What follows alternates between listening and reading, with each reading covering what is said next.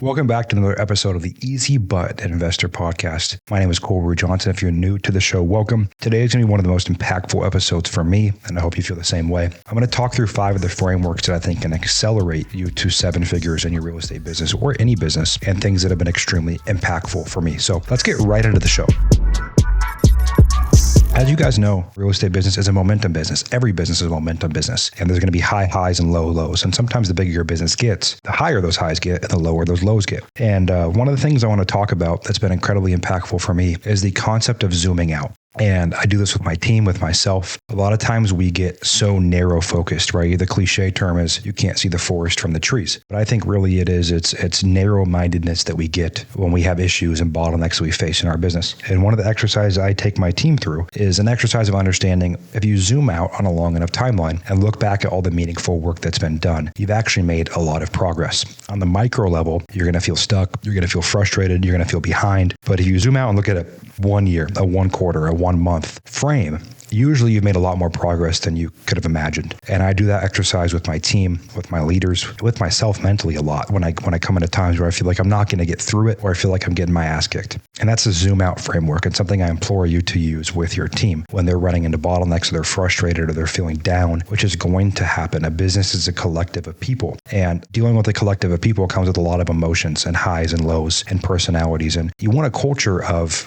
positivity and understanding that you're going to face hard times, hard challenges, but you can rally around it for the better. The second one is the Elon Effect. And one of my favorite concepts that I will also train my team on, especially high-level leaders and managers when they are dealing with big issues or things are breaking. An example of that is I own a lead generation company, and the back end of that is very complicated. There's a lot of people, processes, and management. And we do have bad weeks, sometimes bad months, much worse than we want at least. And on our production team, which is a very high-stress job, their responsibility is to create these leads. They get very down. And I always take them back to what I call the Elon Effect, which is one of Brandon Turner's masterminds in Maui. This is probably 2021 or 22, first or second one, I forget. And there's a speaker there named Steve Sims. And Steve Sims runs a company called Blue Fishing, which is luxury concierge. So if you're a billionaire and you want to get married at the Vatican in front of the Pope next weekend, you call Steve's company and he makes it happen. And he's gotten to become friends with a lot of billionaires, and he's a good buddy of Elon Musk. Because he was talking about, if I remember it correctly, he was talking about, and I always tell my team this, the fact that Elon, a lot of times at rocket launches, because he's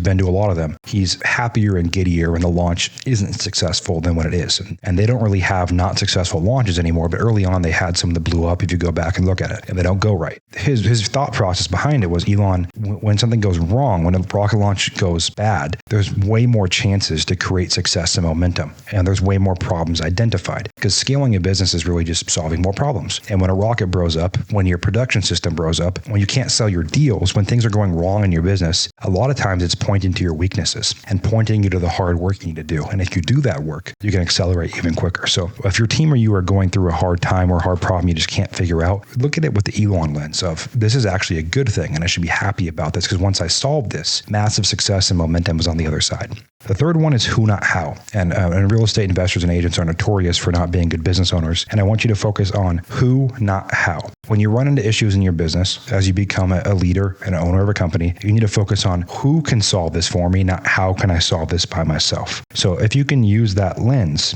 you can think, hey, what employee do I need? What system do I need? What consultant do I need? How can I solve this with a who, not how lens? Because growing a business is less about what you can do and more about how you can build an organism, a machine that can do something and solve a problem. And there's a lot of frameworks that come with that, but to stay on theme with today's show, it's something that I think is incredibly valuable to think about and pay attention to as you're listening to this and growing your business.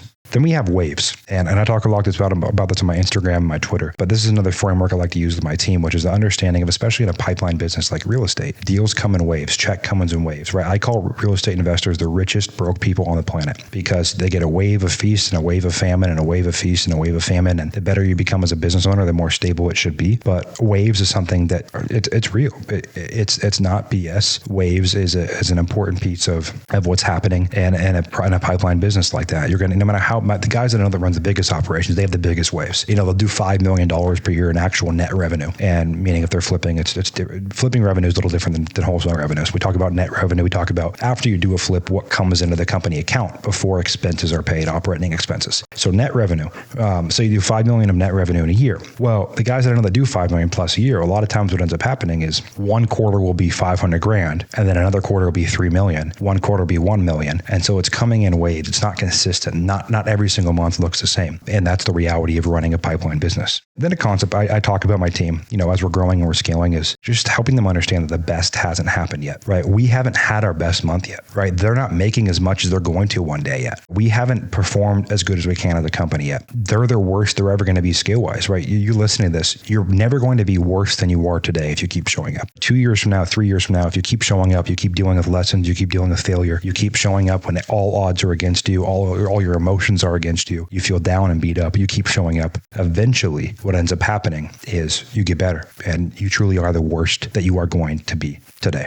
So short episode today, you guys. Thanks for sticking around. It's this podcast is really for your drive to the office, or you're on the treadmill at the gym, or you are in a car ride, whatever it is. At the end of the day, I just wanted to give you 5 frameworks that I repeatedly give my team as we deal with issues in business, because that's what business is, right? It's solving problems and getting paid for it. So don't run from problems, but these help you kind of put problems in perspective and develop a framework to get through them over and over again as problems get bigger and your team gets bigger. So wherever you're listening to this, a follow, a like, a review means the world. If you follow me on any of my Instagrams, you can watch, any of my social medias, you can watch along as I grow my companies and continue to improve as an entrepreneur myself. So as always, until next time, you're only one deal away.